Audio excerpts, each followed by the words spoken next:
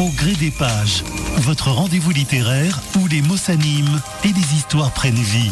Des coups de cœur, des découvertes et des voyages entre les lignes. Au gré des pages, la passion des livres à portée d'oreille.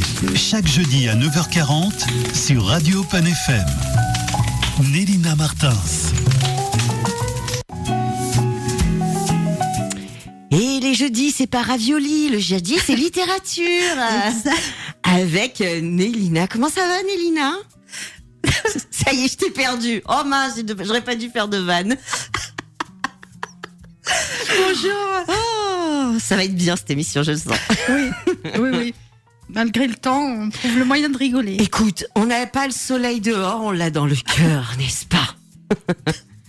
Bon, et ben écoute, pour ce nouveau numéro, on va partir dans un autre univers, dans l'univers des bébés. Ah, aujourd'hui, oui, c'est totalement matinée pour les petits. C'est bien. Ça nous change. Oui, un peu de légèreté, ça nous fait du bien. Exactement.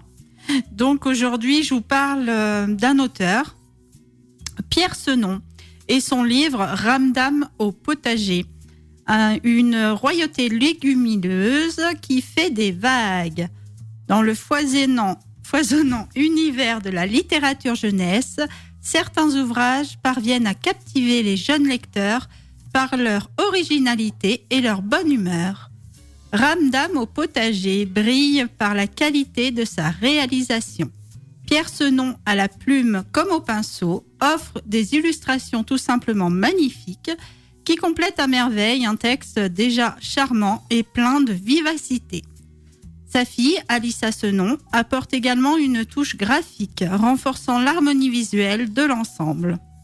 Une collaboration familiale fructueuse a donné naissance à leur propre maison d'édition, les petits asticots. On ne dit pas petits, c'est écrit petit en fait.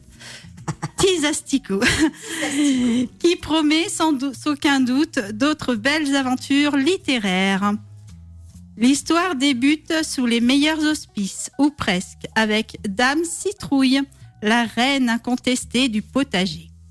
Mais ce matin-là, notre souveraine se sent patraque et bougonne, et lasse de ses responsabilités, elle décide de céder son trône. C'est le point de départ d'une succession d'événements cocasses et inattendus. Le premier à être sollicité est Monsieur Potiron, qui refuse catégoriquement l'honneur, craignant moquerie et déformation de son nom en cucumachin ou cucutruc, au lieu de cucurbitacé. Ben oui. T'as vu, je l'ai bien dit. C'est bien. Ce sont des courges, hein, les cucurbitacées. Exactement. L'humour est déjà bien présent. C'est alors que le petit pois, du haut de sa modeste taille, se propose audacieusement comme roi petit pois, petit roi. Une ambition rapidement freinée par la dame Citrouille. La valse des prétendants ne fait que commencer. Dame Fraise, avec son naturel espiègle, se verrait bien reine, se heurtant aux répliques bien senties du petit pois, évoquant l'expression bête comme chou. Le chou lui-même entre en lice, bientôt suivi par une farandole d'autres habitants du jardin, marrons, cerises et bien d'autres, tous désireux d'accéder à la royauté. Cette effervescence tourne rapidement à la cacophonie, débouchant sur une bataille générale mémorable. Heureusement, deux personnages sages et rusés, Marcello l'Astico et Momix le ver de terre, endossent le rôle de porte-parole pour ramener le calme. Leur proposition ? Organiser un vote. Une véritable élection pour désigner le futur souverain du potager. Ce suspense est à son comble. Je ne vous en dis pas plus. Je vous laisse découvrir ce bel ouvrage tout en couleurs.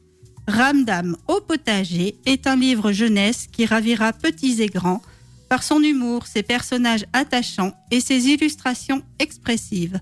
Une lecture joyeuse et intelligente, parfaite pour aborder les thèmes de la démocratie, du vivre ensemble et de l'acceptation des différences. Le tout en plein cœur d'un potager pas comme les autres.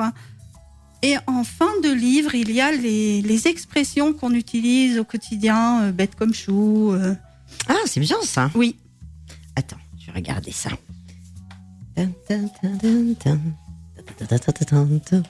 Exactement. Bête comme chou, raconter des salades, les carottes sont cuites, c'est la fin des haricots. Poireauter ou faire le poireau. Mettre du beurre dans les épinards, appuyer sur le champignon, haut comme 3 pommes, avoir le melon. Ah, ça c'est dans le gouvernement, on l'a beaucoup celle-ci. Oui, c'est vrai. Surtout Tomber dans les pommes. Mais en fait, c'est marrant parce que attends, quand tu étais en train de me lire le descriptif, je me disais mais en fait, c'est comme au gouvernement le potager. Hein, oui, c'est ça. C'est ça. Oui.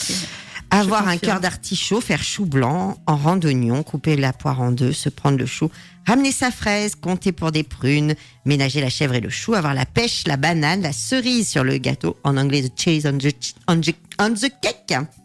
Yes. Puis se fendre la poire aussi, c'est bien. Oui, voilà, Hein, exactement. Un très beau livre, je le conseille. ramdam au potager. Et on vous a même, vous le voyez à la caméra, on a des petits asticots qui ont dû être faits dans une imprimante 3D. Parce qu'en fait, l'auteur Il y a tout un univers avec les petits asticots. En fait une série de livres, les petits asticots.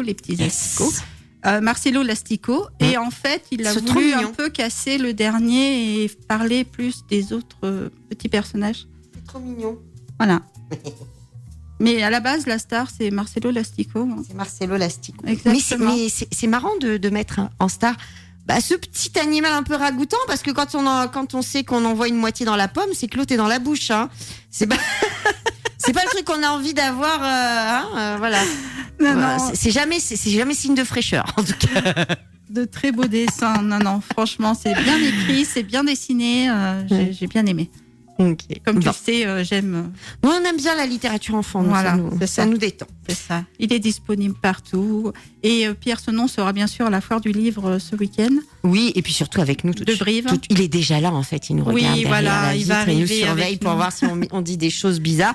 Mais il est tout à l'heure à 10h15 dans en interview spéciale. Exactement. De toute façon, nous, on n'a que des exclus. Oui. N'est-ce pas? Voilà. Voilà. C'est comme ça. C'est ça.